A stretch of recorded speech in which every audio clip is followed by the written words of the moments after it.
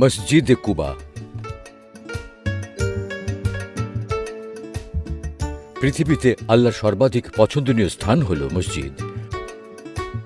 ছোট বড় নির্বিশেষে সব মসজিদের ফজিলত সমপর্যায়ের হলেও 4টি মসজিদের ফজিলত অন্য সব মসজিদ থেকে অনেক বেশি। এই মসজিদগুলো হল কাবা শরীফ সংলগ্ন মসজিদে হারাম, মসজিদে নববী, বাইতুল মুকাদ্দাস ও মসজিদে কুবা।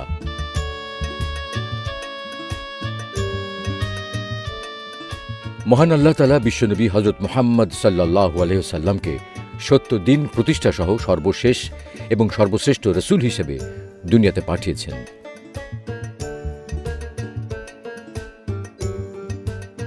নবুয়ত লাভের পর থেকে বিশ্বনবী মক্কায় প্রথম ইসলাম প্রচার শুরু করেন। এতে দিনে দিনে তার প্রতি কাফেরদের নির্যাতনের মাত্রা বেড়েই যায়। নির্যাতনের মাত্রা বেড়ে যাওয়ার চরম পর্যায়ে রাসূলুল্লাহ সাল্লাল্লাহু আলাইহি ওয়াসাল্লাম তার প্রিয় সঙ্গী হযরত আবু বকর সিদ্দিক রাদিয়াল্লাহু তাআলা আনহুকে সঙ্গে নিয়ে আল্লাহর নির্দেশে মদিনায় 622 খ্রিস্টাব্দে হিজরত করেন। প্রিয় নবীর আগমন বার্তার খবরে মদিনাবাসীগণ আনন্দে আত্মহারা হয়ে ওঠেন। তখন থেকে মদিনা সর্বস্তরের মানুষ প্রতিদিন বিশ্বনবীকে অভ্যর্থনা জানাতে মদিনা থেকে 3 মাইল দূরে কুবা পল্লীর হাররা নামক স্থানে জড়ো হতেন। কিন্তু তার দেখা না পেয়ে হতাশ হয়েই ঘরে ফিরে যেতেন সবাই।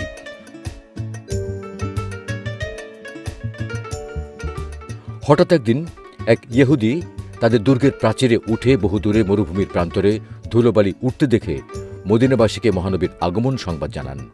সঙ্গে সঙ্গে মদিনাবাসীগণ আনন্দের সাথে বিশ্বনবীকে সাদরে বরণ করে নেন। রাসূলুল্লাহ সাল্লাল্লাহু আলাইহি ওয়াসাল্লাম মদিনায় আগমন করে সর্বপ্রথম কুলসুম ইবনুল হিদমের আতিথ্য গ্রহণ করেন। সেখানে তিনি 14 দিন অবস্থান করেছিলেন। বিশ্বনবী কুলসুম ইবনুল হিদম রাদিয়াল্লাহু আনহুর খেজুর শুকানোর জায়গায় একটি মসজিদ নির্মাণ করেন।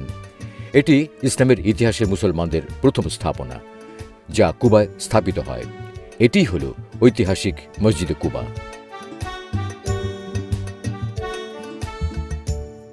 মদিনায় মসজিদে নববীর দক্ষিণ পশ্চিম দিকে অবস্থিত মসজিদে কুবা। মসজিদে নববী থেকে এর দূরত্ব প্রায় 3 কিলোমিটার। হিজরতের পর বিশ্বনবী সাল্লাল্লাহু আলাইহি সাল্লাম মদিনায় সর্বমোট 10 বছর কাটিয়েছেন। এ সময় বিশ্বনবী পায়ে হেঁটে কখনো বা উটে আরোহণ করে কুবা মসজিদে যেতেন এবং 2 রাকাত নামাজ আদায় করতেন। মসজিদে কুবা উম্মতে মুহাম্মদীর তৈরি সর্বপ্রথম মসজিদ। সম্মান ও মর্যাদার দিক থেকে মসজিদে হারাম, মসজিদে নববী এবং মসজিদে আকসার পরেই মসজিদে কুবার স্থান।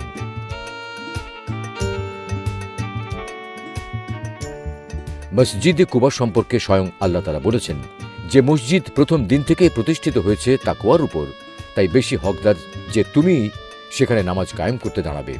সেখানে এমন লোকও আছে যারা উত্তমরূপে পবিত্রতা অর্জন করতে ভালোবাসে, আর আল্লাহ নিশ্চয়ই পবিত্রতা অর্জনকারীদের ভালোবাসেন। সূরা তাওবা।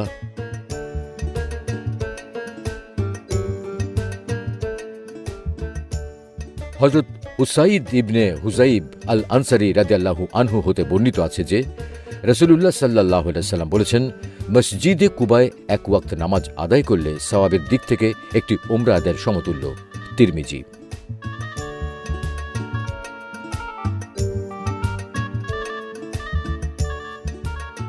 প্রতিষ্ঠার পর থেকে এখন পর্যন্ত মসজিদে কুবাকে বহুবার সংস্কার ও পুনর্নির্মাণ করা হয়েছে। বিশ্বনবীর পর ইসলামের 3য় খলিফা হযরত উসমান রাদিয়াল্লাহু তাআলা আনহুর খিলাফতকালে সর্বপ্রথম মসজিদে কুবার সংস্কার ও পুনর্নির্মাণ করা হয়। এরপর বিভিন্ন সময়ে আরও অসংখ্যবার এই মসজিদটির পুনর্নির্মাণ ও সংস্কার করা হয়।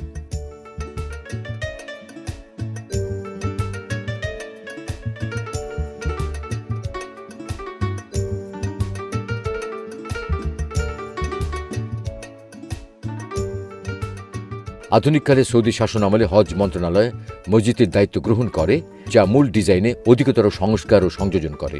মসজিদটি সম্প্রসারণ করে 20,000 মুসল্লি ধারণের উপযোগী করা হয়েছে।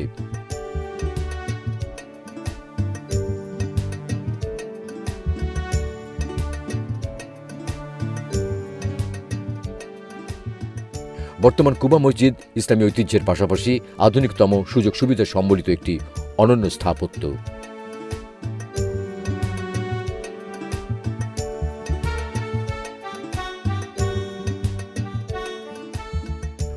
1984 সালে মরহুম বাদশাহ ফাহাদ বিন আব্দুল আজিজ কুবা মসজিদের ঐতিহাসিক সম্প্রসারণ কার্যের ভিত্তিপ্রস্তর স্থাপন করেন। 2 বছর পর 1986 সালে সম্প্রসারণ কার্য সমাপ্ত হলে তিনি মসজিদটি উদ্বোধন করেন।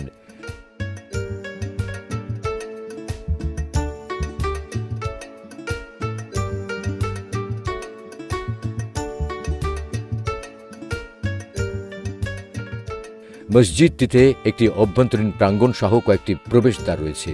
মসজিদের উত্তর দিক মহিলাদের জন্য সংরক্ষিত। বর্তমানে মসজিদে 4টি মিনার ও 56টি গম্বুজ রয়েছে।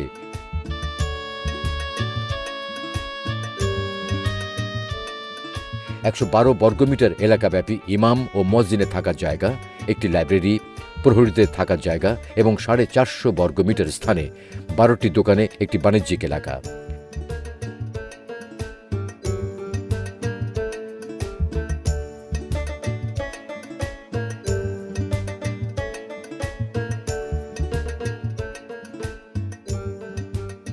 মসজিদে 7টি মূল প্রবেশদ্বার ও 12টি সম্পূরক প্রবেশ পথ রয়েছে।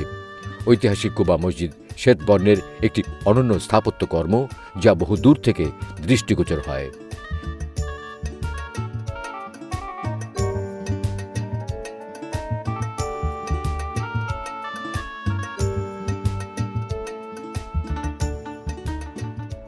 চারপাশের খেজুরের বাগান ও বনায়ন মসজিদের সৌন্দর্যকে করে তুলেছে আরও অতুলনীয়, যা দেখলে চোখ জুড়িয়ে যায়।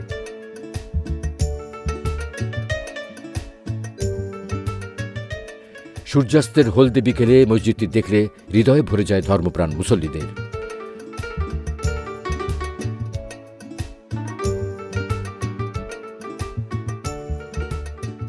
মসজিদে কুবার অনন্য সম্মান ও মর্যাদার কারণে বিশ্বনবীর ইন্তেকালের পরেও হযরত আবু বকর রাদিয়াল্লাহু তাআলা আনহু, হযরত ওমর রাদিয়াল্লাহু তাআলা আনহু সহ বিশিষ্ট সাহাবায়ে কেরাম রাদিয়াল্লাহু আনহু বিশ্বনবীর অনুকরণে প্রায়ই মদিনা থেকে মসজিদে কুবায় আসতেন এবং তাতে নামাজ আদায় করতেন।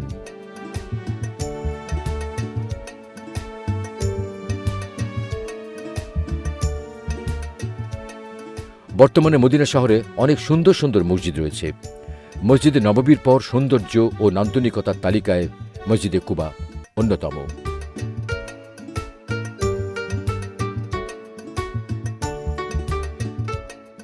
উমরা, হজ পালন এবং দর্শনার্থীদের জন্য মসজিদে কুবা সওয়াব ও সৌন্দর্যের অনন্য এক প্রতীক।